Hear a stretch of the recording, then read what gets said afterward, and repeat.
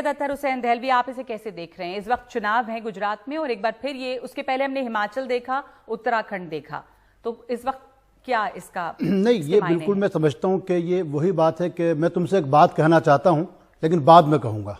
BJP ने उत्तराखंड में भी वही करा, बीजेपी ने गुजरात में भी वही करा। भाई यूनिफॉर्म सिविल कोड की आप बात कर रहे हैं, ड्राफ्ट आप लाएंगे, लेकिन ड्राफ्ट होगा किस तरीके से? अभी तो आरती जी को एक बात मैं इनसे पूछना चाहता हूं, शायद आरती जी, मैं इसमें जो पहली चीज़ तो मुझको ये आपत्ति है नगमा जी कि मैं अपने आप को मुस्लिम धर्मगुरु नहीं समझता, मैं एक सामाजिक विश्लेषण के तौर पर आपके बैठा हूँ। बिल्कुल, मेरा कहना यह कि बीजेपी को, खासकर आरती जी को, इस बारे में बताना चाहिए कि 2016 और 2019 में all India tribal federation supreme court जाती है और कहती है कि साहब यूनिफॉर्म सिविल कोड से सबसे ज्यादा नुकसान हमको होना है, क्योंकि हमारे कस्टम्स को जो नुकसान पहुंच रहा है। ये पर्सनल लॉ बोर्ड हर चीज को धर्म के नक्शे से क्यों देखता है, ये उनका मुद्दा है, मैं इसको धार्मिक मुद्दा नहीं मानता। मेरा कहना ठीक है, हमारे जो संविधान निर्माताओं ने, उन्होंने एक बात कही, होना चाहिए, लेकिन साथ में ये भी कहा आरती जी कि जो सरकार होगी वो इसमें जबरदस्ती नहीं करेगी, विचार विमर्श करेगी। पहला सवाल मेरे इनसे ये है कि जो all India United tribal federation ने जो सुप्रीम कोर्ट गया, आपने उस पर क्या करा? दूसरा, गुजरात में मुसलमानों की तो कुल संख्या 9% है, 16% ट्राइबल्स हैं, 26 सीटें आपकी ट्राइबल्स आती हैं। जब आप ये लागू करेंगे, क्या उस ड्राफ्ट के अंदर से जो गुजरात के ट्राइबल्स लोगों के अपने जो कानून हैं, रीति रिवाज हैं, जैसे नगमा ने अभी कहा, क्या उनको आप उसमें संरक्षण देंगे? अगर आप संरक्षण देते हैं तो ये समरसता कैसे हो गई? तीसरी और अंतिम बात आती है बड़े अदब के साथ, 370 हो, 35A हो, तलाक हो, ये सब मुसलमानों से जुड़े हुए मुद्दे थे, लेकिन इससे मुसलमानों को क्या फायदा हो और हिंदुओं को क्या फायदा हो, अलग बात है। मैं सीधे आपसे एक सवाल करता हूं, गुजरात के 4 चुनाव हुए हैं और इन 4 चुनावों में गुजरात मॉडल क्यों नहीं आता? पहले चुनाव में आपने कहा मियां मुशर्रफ, दूसरे चुनाव में आप कहते हैं अगर हम हारे तो पाकिस्तान में पटाखे फूटेंगे, तीसरे चुनाव में आप कहते हैं देखिए कांग्रेस अहमद पटेल को मुख्यमंत्री ले आएगी, वो भी दिवंगत हो गए।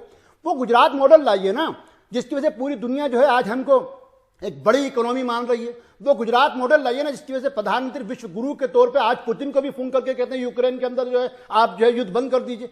तो क्या हो गया? जिस गुजरात से गांधी आए, जिस गुजरात से पटेल आए, जिस गुजरात से मोदी आए, जिस गुजरात मॉडल ने पूरी दुनिया को जो एक तरक्की का वहां तरक्की पे बात क्यों नहीं कर रहे?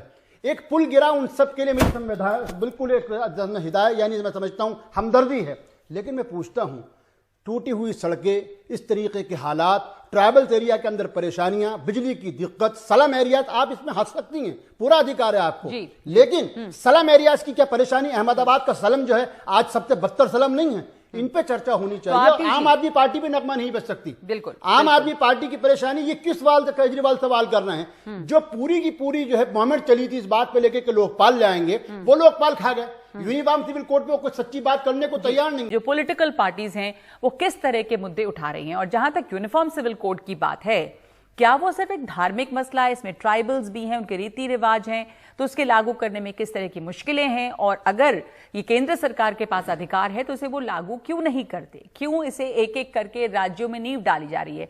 सैयद अतहर हुसैन दहलवी, आप क्या सोचते हैं इस बारे में? देखिए, पहली चीज तो मैं आरती जी को एक बात बता दूं कि एक बड़ी, इतनी बड़ी पार्टी के, जो विश्व की सबसे बड़ी आज लोकतांत्रिक पार्टी है, उसको खाली जब मुद्दों पर बात आए तो मुस्लिम बहनें, मुस्लिम भाई, इससे नहीं, आप देशव्यापी बात कीजिए।